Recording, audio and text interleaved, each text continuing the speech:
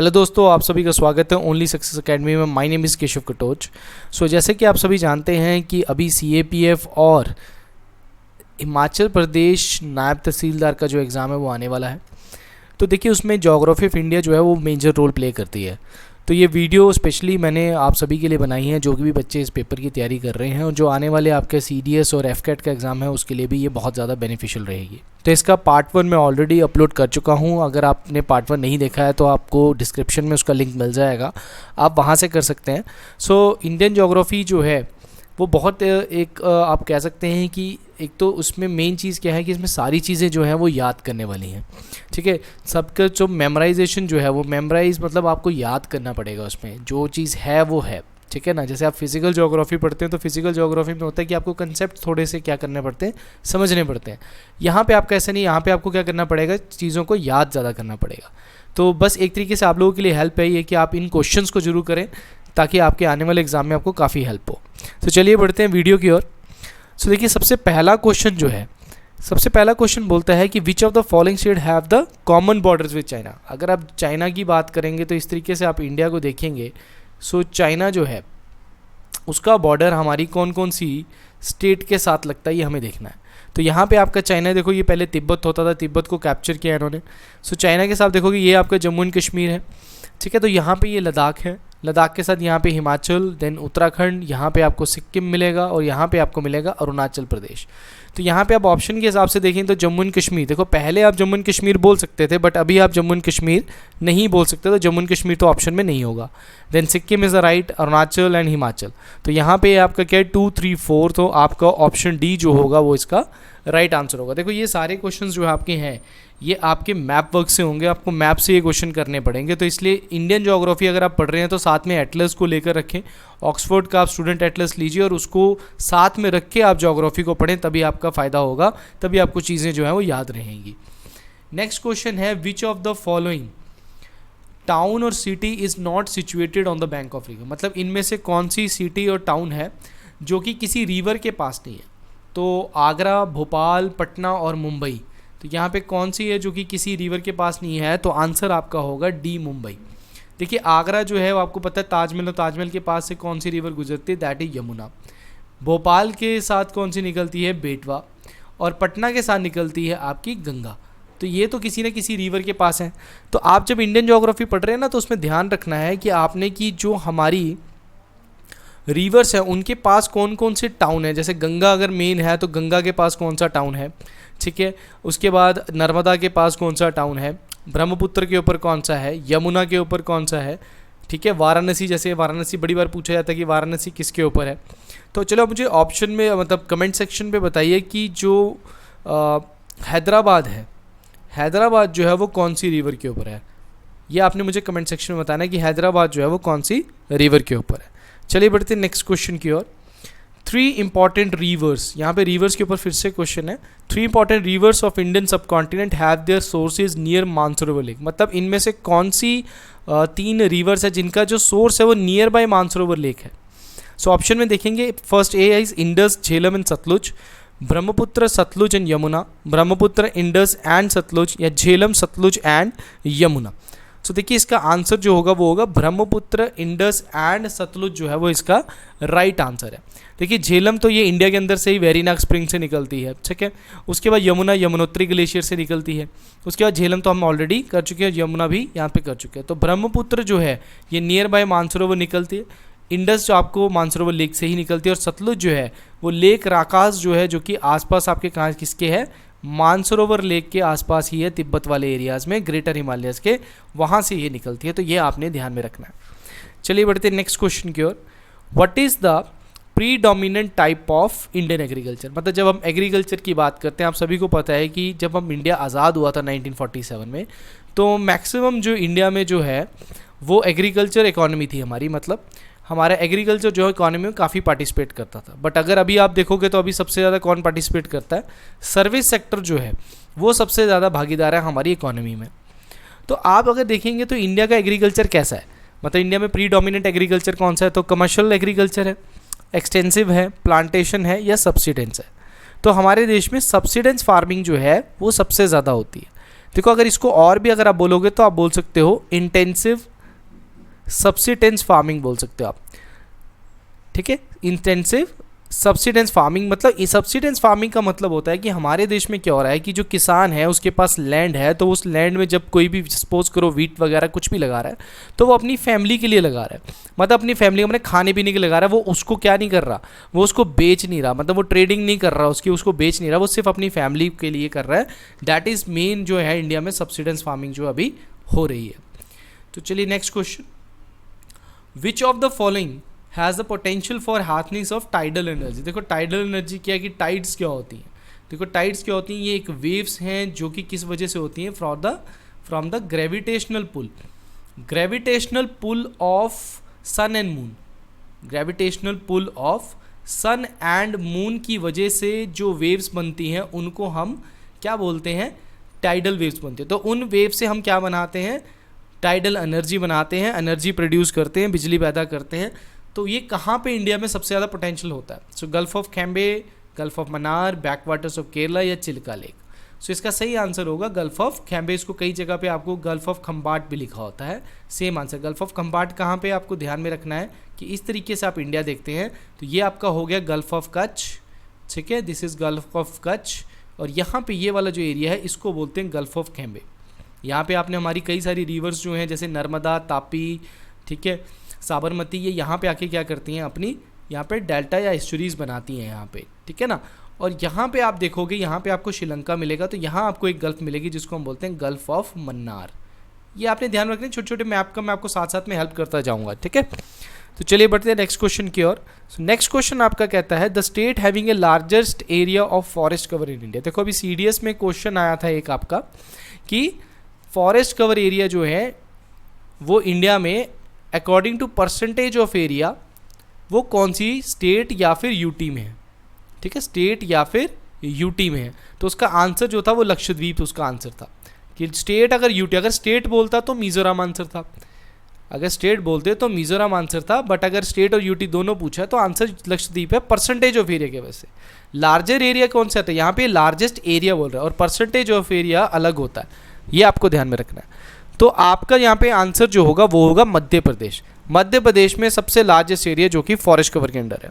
तो 2021 की आपने फॉरेस्ट रिपोर्ट को पढ़ना है, वहाँ पे क्वेश्चन पक्का आपका बनेगा कि कितना परसेंट एरिया इंडिया का ट्री कवर है, ठीक है, कितना परसेंट एरिया इंडिया का फॉरेस्ट कवर है, कितना परसेंट एरिया जो कितना स्क्वायर किलोमीटर इंडिया का जो है वो बड़ा है, कहाँ पे सबसे कम वेजिटेशन मिलती है। इन चीज़ों को नहीं छोड़ना, जो डाटा आपका रिलीज होता है उसको आपने नहीं छोड़ना है। Next, which of the following among the following are the major factor responsible for the monsoon type of climate India। देखो इंडिया का जो क्लाइमेट आप देखेंगे तो मानसून टाइप आपका क्लाइमेट जो है वो इंडिया का देखा जाता है। तो मानसून टाइप ऑफ क्लाइमेट में कौन कौन से फैक्टर रिस्पॉन्सिबल है, देखो एक तो पहले लोकेशन है, थर्मल कॉन्ट्रास्ट, अपर एयर सर्कुलेशन या इंटर ट्रॉपिकल कन्वर्जन जोन्स। तो मानसून जैसे कि आप सभी को पता है कि मानसून सबसे ज़्यादा हिट हमारे देश में कहाँ करता है, केरला में करता है, बट केरला भी हम तब बोलते हैं जब हम मेनलैंड की बात करते हैं। अगर आप ऑल ओवर इंडिया देखेंगे तो आप इसको अंडमान निकोबार भी बोल सकते हो कि जहाँ पे ये टच करता है। तो यहाँ पे देखो चारों ऑप्शन जो है वो सही है, चारों के चारों एक तरीके से हमारे जो ये मेजर फैक्टर है हमारे मानसून टाइप ऑफ क्लाइमेट जो है हमारे यहाँ पे है। तो इसका आंसर जो होगा 1, 2, 3 और 4 होगा। नेक्स्ट है the principal copper deposit of India lie in which of the following places. So copper deposit, देखो आपके जो मिनरल्स एंड रिसोर्सेज हैं, मिनरल्स एंड रिसोर्सेज जो है इनको आपने ध्यान में रखना है। इन पे भी क्वेश्चन आते हैं कि आपका कॉपर कहाँ पे है, जिंक कहाँ पे है, कोल कहाँ पे है, या उनकी माइंस के बारे में भी क्वेश्चन पूछा जा सकता है। तो यहाँ पे इन्होंने पूछा हजारीबाग या Singhbhum of Bihar, Khetri and Dariba areas of Rajasthan, Anantapur और इन आंध्र प्रदेश, या Shivalik in Uttar Pradesh and in Karnataka. तो इसका सही आंसर जो होगा that is Hazaribagh and Singhbhum जो है यहाँ पे आपको क्या मिलेंगे, कॉपर डिपॉजिट आपको यहाँ पे मिलेंगे। नेक्स्ट है आपका 9th क्वेश्चन। इसमें पूछा गया है कि यरलुंग सांगपो रिवर जो है इंडिया में जो इन इंडिया में उसको क्या कहा जाता है, मतलब यरलुंग सांगपो जो रिवर है उसको इंडिया में क्या कहा जाता है। देखो यरलुंग सांगपो जो है वो किसका नाम है ये मैं आपको अभी बता देता हूँ, दैट इज ब्रह्मपुत्र। अब मैं आपको थोड़ा सा बताता हूँ, इसका आंसर तो आपको पता लग गया ब्रह्मपुत्र है। अब थोड़ा ध्यान से आपने समझना है कि जो चीज़ मैं आपको समझा रहा हूँ आपने देखना है कि इंडिया में अगर आप देखेंगे तो यहाँ से आपके क्या है, एक ग्लेशियर है कैलाश रेंज के पास, जहाँ से आपकी क्या निकलती है, ब्रह्मपुत्र निकलती है। तो इसको तिब्बत में क्या बोलते हैं, सैंगपो रिवर बोलते हैं, यरलुंग या फिर सैंगपो रिवर बोलते हैं। यहाँ पे आपको एक हिल मिलेगी, या पीक मिलेगी जिसको हम बोलते हैं नामचा बरवा। ध्यान में इससे पढ़ना है आपने इस चीज़ को, जो मैं बोल रहा हूँ इसको ध्यान में रखना है। नामचा बरवा से क्या लेती है, यूटर्न लेती है चाइना से, और ये अरुणाचल प्रदेश में एंटर करती है। अरुणाचल प्रदेश में जब ये एंटर करती है तो इसका नाम पड़ता है दिहांग। थोड़ी दूर अरुणाचल प्रदेश में जब ये आगे जाती है तो इसका नाम पड़ता है सियांग। और जब ये असम में पड़ती है तब इसका नाम पड़ता है ब्रह्मपुत्र। ये आपने ध्यान में रखना है, जब ये असम में आती है तब इसका नाम क्या पड़ता है, ब्रह्मपुत्र। और जब ये बांग्लादेश में जाती है तो इसका नाम क्या पड़ता है, जमुना। तो देखो कितने सारे नाम है आपके ब्रह्मपुत्र के, इससे क्वेश्चन आपको बन सकता है। तो दिहांग, सियांग, ब्रह्मपुत्र कहाँ बोलते हैं इसको, असम में बोलते हैं। और असम में ही ब्रह्मपुत्र रिवर के ऊपर वर्ल्ड का लार्जेस्ट रिवर राइन आइलैंड है। रिवर राइन आइलैंड वर्ल्ड का आपको यहाँ पे मिलेगा, जिसका नाम क्या है, माजुली। तो ये आपने ध्यान में रखना है, ठीक है। आगे जाके ये गंगा के साथ यहाँ पे क्या बनाती है, डेल्टा बनाते हैं, और जो डेल्टा उसको हम क्या बोलते हैं, सुंदरबन डेल्टा बोलते हैं। तो इसकी जब भी आप कोई रिवर्स पढ़ो तो उनका इस तरीके से मैप वर्क भी आप समझना है आपने। चलिए बढ़ते हैं नेक्स्ट क्वेश्चन की ओर। द सदर्न मोस्ट, अब ये पूछ रहे the southern most point of peninsular India that is Kanyakumari is. अब इसमें देखो इसने क्वेश्चन ट्रिकी पूछा है, बट आपने अगर मैप पढ़ा हो तो ये क्वेश्चन बिल्कुल ही ईजी है। अगर आप इंडिया को देखते हैं इस तरीके से तो आपको क्या दिखता है कि इंडिया जो है उसके सेंटर से क्या गुजरता है आपका, ट्रॉपिक ऑफ कैंसर, कर्क रेखा। ट्रॉपिक ऑफ कैंसर जो है वो इसके सेंटर से गुजरती है। तो नीचे क्या होगा इसके, इक्वेटर। नीचे क्या होगा, इक्वेटर। तो उसने पूछा है कि इंडिया का जो सदर्न मोस्ट पॉइंट है वो क्या है, कन्याकुमारी है। वो क्या है, north of tropic of cancer है, मतलब ट्रॉपिक ऑफ कैंसर के नॉर्थ पे है, बिल्कुल नहीं है। कन्याकुमारी तो यहाँ है। South of the equator, equator के साउथ पे है, बिल्कुल नहीं है, ये भी ऑप्शन होता है। South of the Capricorn, Capricorn तो नीचे होगा, उसका भी साउथ नहीं है। North of the equator, yes, north of the equator में क्या है आपको मिलेगा। तो आंसर क्या होगा इसका, that is your D option इसका राइट आंसर होगा। Next question, the pass located at the southern end of the Nilgiri hills in the southern India is called. देखो पासेस जो है वहाँ पे उनको क्या बोलते हैं, एक तरीके घाट बोलते हैं, ठीक है ना। तो आपके नीलगिरी हिल्स जो है जिनको हम एक तरीके से क्या बोलते हैं, ब्लू माउंटेन्स भी बोलते हैं नीलगिरी हिल्स को। और ब्लू ये वो जगह है जहाँ पे नीलगिरी हिल्स पे आपको क्या मिलेंगे, western Ghats and eastern Ghats आपके यहाँ पे क्या बोलेंगे, मिलते हैं, मतलब दोनों आपस में यहाँ मिलते हैं। और नीलगिरी हिल्स की हाईएस्ट पीक जो है आपकी वो आपको मिलेगी डोडा बेटा, डोडा बेटा। तो यहाँ पे आपको एक ट्राइब भी मिलेगा, उस ट्राइब का नाम क्या है, उस ट्राइब का नाम है टोडा ट्राइब। तो डोडा और टोडा ये आपने ध्यान में रखना है, ठीक है। तो यहाँ पे ट्राइब भी मिलता है। ये क्वेश्चन आपका HAS में कई बार क्वेश्चन पूछ चुके हैं। सो पलघट गैप, भोरघाट गैप, थालघाट या बुलान पास। तो ये आंसर इसका जो होगा दैट इज पलघट गैप जो है इसका सही आंसर है। चलिए बढ़ते हैं नेक्स्ट क्वेश्चन की ओर। नेक्स्ट क्वेश्चन कह रहा है gulf of Mannar is situated along the coast of which state in India. तो अब ये देखो, ये सिंपल सा क्वेश्चन, अभी मैंने गल्फ ऑफ मन्नार बताया आपको, तो गल्फ ऑफ मन्नार कहाँ है आपका, ये आपका श्रीलंका। और यहाँ पे कौन सी स्टेट है हमारी, तमिलनाडु। तो ये आपको किसके पास मिलेगा, तमिलनाडु के पास मिलेगा। यहाँ पे आपको गल्फ ऑफ मन्नार आपको तमिलनाडु के पास मिलेगा। तो गल्फ ऑफ मन्नार को आप लिख सकते हैं कि यहाँ पे एशिया का जो है वो लार्जेस्ट मेरीन बायोस्फीयर रिजर्व भी है। एशिया का लार्जेस्ट मेरीन बायोस्फीयर रिजर्व भी आपको यहीं पे मिलेगा, ये आपने ध्यान में रखना। नेक्स्ट क्वेश्चन कह रहा है which of the following is the largest linguistic group of India. तो इंडिया में सबसे ज़्यादा किस लैंग्वेज को बोला जाता है, Sino Tibetan, Indo Aryan, Austrian या द्रविडियन। तो इसका सही आंसर जो होगा आपका वो क्या होगा, इंडो आर्यन इसका जो है वो सही में आंसर होगा। ये कल्चर से, इंडिया के लैंग्वेज एंड कल्चर से क्वेश्चन पूछा गया है। नेक्स्ट है which of the following Indian state witness more than 50% tribal population of the total population. मतलब यहाँ पे स्टेट और यूटी जब भी क्वेश्चन में पूछा जाता है ना, तो आपने ध्यान रखना होता है कि स्टेट का पूछा है कि यूटी का पूछा है या सिर्फ अकेला स्टेट का पूछा है। तो दोनों का पूछा है तो यहाँ पे आंसर क्या, अंडमान निकोबार, दादरा नगर हवेली, हिमाचल प्रदेश या पुडुचेरी। तो इसका सही आंसर होगा दादरा एंड नगर हवेली। अभी तो इसको हम क्या बना चुके हैं, Dadra and Nagar Haveli and Daman and Diu, ये एक सिंगल नाम हो चुका है इनका। तो इसका कभी ऑप्शन आएगा तो ये आपने इकट्ठा ही लिख देना है, ठीक है। चलिए नेक्स्ट क्वेश्चन है which of the following soil is very hard to cultivate. तो ऐसी कौन सी सॉइल है जो कि सबसे हार्ड कल्टिवेट होती है, एल्यूवियल, ब्लैक, रेड या सैंडी। देखो एल्यूवियल सॉइल जो है वो मतलब आप ये कह सकते हो कि 43% जो है हमारे देश में सबसे ज़्यादा कौन सी एल्यूवियल सॉइल ही पाई जाती है। ब्लैक सॉइल आप सभी को पता है, इसको कॉटन सॉइल भी बोलते हैं। और रेड सॉइल आप सभी को पता है कि ये रेड इसका कलर किस वजह से है, आयरन ऑक्साइड होने की वजह से इसका कलर जो है वो रेड है। तो सैंडी सॉइल जो है आपकी, इसका सही आंसर क्या है, सैंडी सॉइल, जिसमें आप क्या नहीं कर सकते, सैंडी सॉइल में आप इजीली क्या है उसमें कल्टीवेशन नहीं कर सकते हो, ठीक है ना। तो ये आपने ध्यान में रखना है। अगर मैं सीक्वेंस की बात करूँ कि सीक्वेंस के वाइज मुझे अगर बताना हो तो इंडिया में सॉइल कौन सी, सबसे पहले आप देखोगे एल्यूवियल सॉइल सबसे ज़्यादा मिलती है, देन आपको मिलती है ब्लैक सॉइल सबसे ज़्यादा मिलती है, सॉरी ब्लैक के बाद नहीं, रेड सॉइल आपको सबसे ज़्यादा मिलती है, रेड के बाद ब्लैक सॉइल आपको सबसे ज़्यादा मिलेगी, ब्लैक के बाद आपकी कौन सी होगी, डेजर्ट सॉइल आपको सबसे ज़्यादा मिलती है, उसके बाद आपकी आएगी लेटराइट सॉइल। सो ये एचएएस में क्वेश्चन पूछा गया था एक बारी, तो बच्चों ने यहाँ पर डेजर्ट की जगह लेटराइट सॉइल को लिखा था, जो कि गलत हो गया था। चलिए नेक्स्ट क्वेश्चन है, first coal mine in India. First coal mine in India जो है वो कहाँ पे था, धनबाद, झरिया, रानीगंज या असनसोल। तो इसका सही आंसर जो है वो है रानीगंज। रानीगंज कहाँ पे आपका, वेस्ट बंगाल में है। 1774 में इंडिया की जो सबसे पहली जो कोल माइन थी वो क्या की गई थी, बनाई गई थी, ठीक है ना। सो नेक्स्ट आपका है, where is the Nagarhole national park. Nagarhole national park कहाँ पे है, तो नगरहोल मध्य प्रदेश में है, कर्नाटका में है, उड़ीसा में है, असम में है, कहाँ पे है, ठीक है ना। सो नगरहोल जो है वो कहाँ पे है आपका, दैट इज इन आपका कर्नाटका में। तो कर्नाटका में है, इसको एक तरीके से आप बोल सकते हैं कि इसको राजीव गांधी नेशनल पार्क भी बोलते हैं, ठीक है ना, राजीव गांधी नेशनल पार्क भी इसको बोलते हैं। और ये एक तरीके से किसका पार्ट है, ये आपको नीलगिरी बायोस्फीयर रिजर्व का पार्ट आपको ये मिलेगा, उसी के आसपास आपको मिलेगा, ठीक है ना। सो नीलगिरी बायोस्फीयर रिजर्व आपको ध्यान में रखना है, ठीक है, ये हमारे 18 बायोस्फीयर में से एक है। सो आप चलिए बढ़ते हैं नेक्स्ट क्वेश्चन की ओर। सो नेक्स्ट क्वेश्चन हमारा है, which kind of forest is found in silent valley of Kerala. तो साइलेंट वैली ऑफ केरला ये आपको ध्यान में रखना क्या है, तो मैंग्रोव फॉरेस्ट मिलेंगे यहाँ पे, डिसिडियस फॉरेस्ट मिलेंगे, ट्रॉपिकल रेन फॉरेस्ट मिलेंगे, लिटोरल स्वैम्प फॉरेस्ट मिलेंगे। देखो मैंग्रोव फॉरेस्ट आपको नहीं होगा इसका आंसर, डिसिडियस फॉरेस्ट बिल्कुल नहीं मिलेंगे, क्योंकि आपका ये वाला एरिया जो है ये वेस्टर्न घाट के पास है, और वेस्टर्न घाट में आपको क्या मिलती है, हाई रेनफॉल मिलता है। सो डिसिडियस फॉरेस्ट क्या होता है, जो कि डिसिडियस फॉरेस्ट आप बोल सकते हो कि those trees they shed their leaves once in a year, मतलब ये साल में एक बारी क्या करते हैं, अपने पत्ते झाड़ते हैं, मतलब पतझड़ इनमें आता ही आता है, उनको हम डिसिडियस फॉरेस्ट बोलते हैं।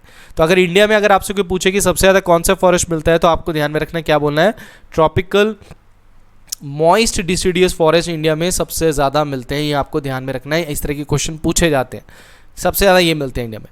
अगर मॉइस्ट और ड्राई नहीं लिखा है तो आप सिंपल बोल सकते हो कि डिसिडियस फॉरेस्ट सबसे ज़्यादा मिलता है, बट अगर उसने स्पेसिफाई करके मॉइस्ट और ड्राई लिखा है तो ये ध्यान में रखना।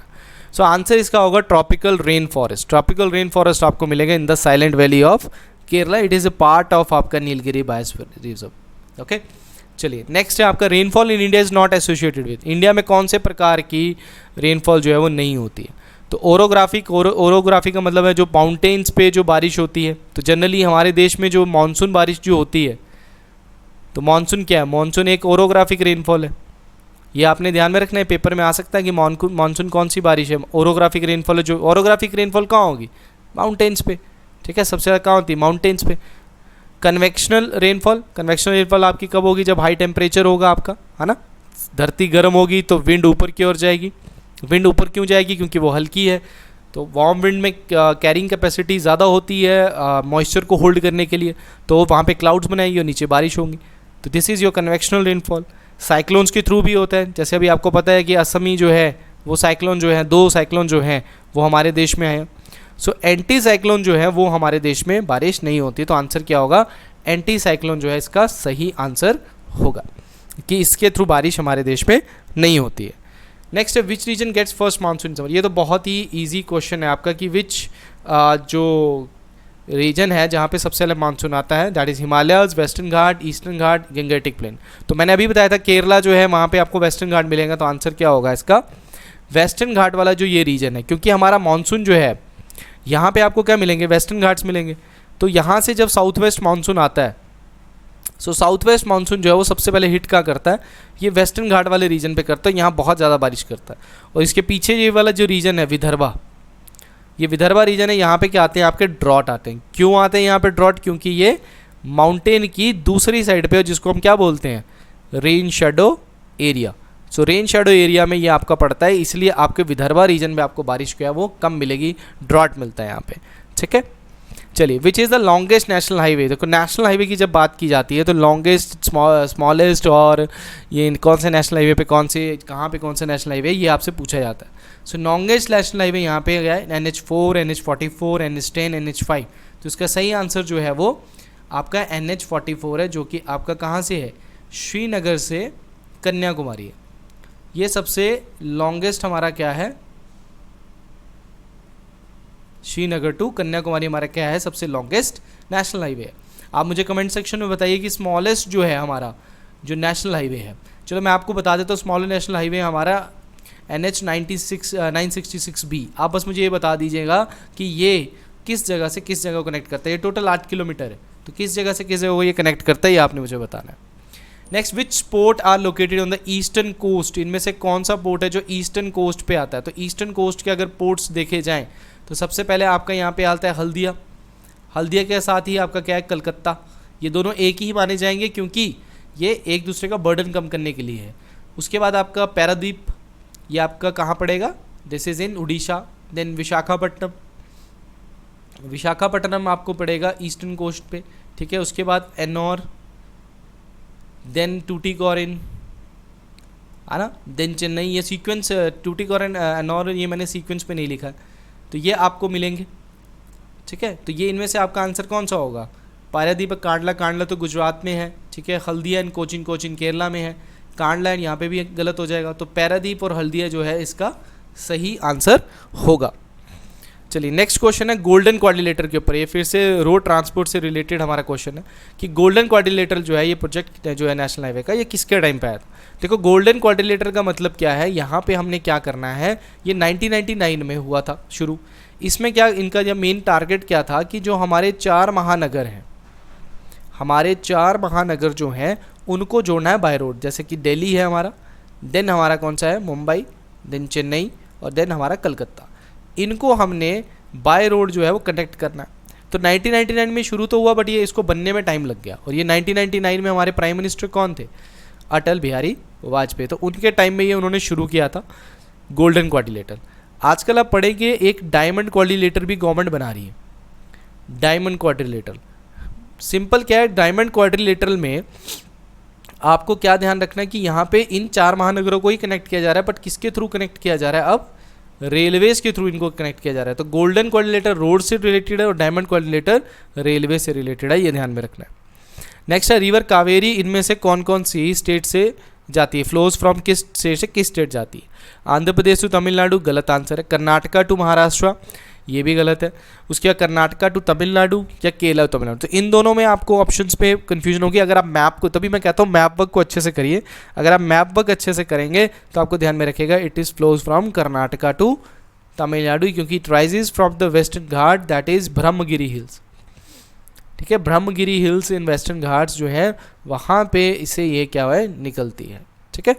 नेक्स्ट है which of the following pair is correctly matched, which of the pairs is correctly match. तो इनमें से आपको पूछ रहे कौन सा correctly, Tulbul project Himachal Pradesh, सरियसल्लम project Tamil Nadu, परपनसम project Karnataka या उकाई प्रोजेक्ट गुजरात। तो इसका सही आंसर जो है that is Ukai project Gujarat में ही है, ठीक है। तो तुलबुल प्रोजेक्ट जो है ये J&K पे आपको मिलेगा, चिनाब रिवर के ऊपर। सरियसल्लम प्रोजेक्ट जो है आपको ये आंध्र प्रदेश में मिलेगा, और परपसनम प्रोजेक्ट जो है ये आपको तमिलनाडु में मिलेगा। तो इसको ये वाला आंसर जो है वो सही है। नेक्स्ट है which is the first national park establish in India. ये बहुत कॉमन क्वेश्चन है। सबसे पहला नेशनल पार्क कौन सा, वेलवंदना national park, Periyar national park, Bandipur या कॉर्बेट नेशनल पार्क। तो इसका सही आंसर है कॉर्बेट नेशनल पार्क, जो कि 1936 में बना था। पहले इसका नाम क्या था, heli national park. Heli national park इसका पहला जो है नाम था। उसके बाद 1954 में इसका नाम चेंज कर दिया गया हमने, ठीक है। ये आपने ध्यान में रखना। बाद में 1954 या 55, इसको आप एक बार चेक कर सकते हैं, I am not sure about it, but 1954 या 55 के आसपास ही इसका नाम चेंज करके जिम कॉर्बेट नेशनल पार्क रख दिया गया था। आप मुझे कमेंट सेक्शन में बताएंगे कि इंडिया का सबसे लार्जेस्ट नेशनल पार्क जो है वो कौन सा है, लार्जेस्ट नेशनल पार्क इंडिया का कौन सा है। नेक्स्ट क्वेश्चन है which of the following pairs of sea ports state is not correctly match. तो यहाँ पे सी पोर्ट्स कौन कौन से कहाँ पे, देखो टोटल 13 मेजर पोर्ट्स हैं इंडिया में। इनके ऊपर तो आपको क्वेश्चन पूछता है वो। तो कांडला जो है गुजरात में, राइट, पैरादीप उड़ीसा में, किलों केरला में, काकीनाडा जो है, काकीनाडा आपका महाराष्ट्र में नहीं, इट इज़ इन विशाखापट्टनम के पास आपको ये मिलेगा, आंध्र प्रदेश में मिलेगा। तो ये इसका आंसर क्या होगा, ये जो है गलत है, it is not correctly match. तो आंसर आपका होगा ये वाला। नेक्स्ट है आपका पाक स्ट्रेट सेपरेट्स इंडिया फ्रॉम। तो पाक स्ट्रेट आपका कहाँ पे, अगर आप इंडिया को इस तरीके से देखेंगे तो पाक स्ट्रेट आपको श्रीलंका और किसके बीच में मिलेगा, इंडिया के बीच में मिलेगा। तो सबसे पहले देखो यहाँ पे आपका आता है पाक स्ट्रेट, ठीक है। पाक स्ट्रेट के बाद आपको मिलेगी पाक बे, पाक बे के बाद आपको मिलेगी यहाँ पे गल्फ ऑफ मन्नार। तो ये पिछली बार CAPF में क्वेश्चन पूछा गया था, सीक्वेंस के ऊपर क्वेश्चन पूछा गया था, तो ये आपने ध्यान में रखना है, स्ट्रेट, पाक बे एंड गल्फ ऑफ मन्नार। तो आंसर क्या होगा यहाँ पे, श्रीलंका और इंडिया के बीच में आपका क्या है, पाक straight. Next, the longest of all the Indus tributary, सब इंडस ट्रिब्यूटरी में सबसे लंबी कौन सी उसकी ट्रिब्यूटरी है, इंडस रिवर की। तो ध्यान में रखना है, ये क्वेश्चन बहुत इंपॉर्टेंट है, ये मैप किया होगा तभी आपको पता लगेगा। तो रावी, ब्यास, चिनाब या झेलम, क्या आंसर होगा इसका, इसका आंसर देखो, इसका आंसर होगा चिनाब। चिनाब जो है वो सबसे लॉन्गेस्ट ट्रिब्यूटरी है। कैसे, देखो यहाँ पे एक क्वेश्चन पूछा भी गया था कि आपकी जब ये रिवर्स जैसे ब्यास और सतलुज कहाँ मिल जाते हैं, हरिके में, ठीक है, ब्यास और सतलुज यहाँ मिल जाते हैं।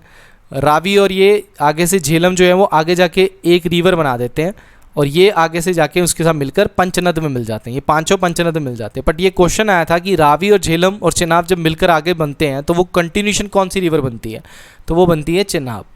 तो लॉन्गेस्ट इनमें कौन सी बनेगी, चिनाब ही होगी, ये आपने ध्यान में रखना है।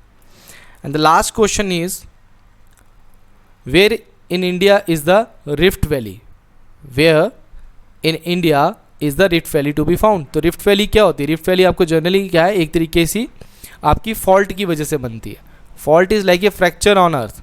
तो फॉल्ट में क्या होता है कि आपका इस तरीके से क्या होता है, अगर ये दोनों चीज़ें अपवर्ड चली जाती हैं, इसमें कंडीशन आप ये दिखा सकते हो कि या तो ये डाउनवर्ड चलेंगे या फिर सॉरी या ये डाउनवर्ड चलेंगे, ठीक है, या फिर ये दोनों अपवर्ड चलेंगे। तो ये जो अपवर्ड ये है इनको क्या बोलते हैं हम, इनको बोलते हैं ब्लॉक माउंटेन्स।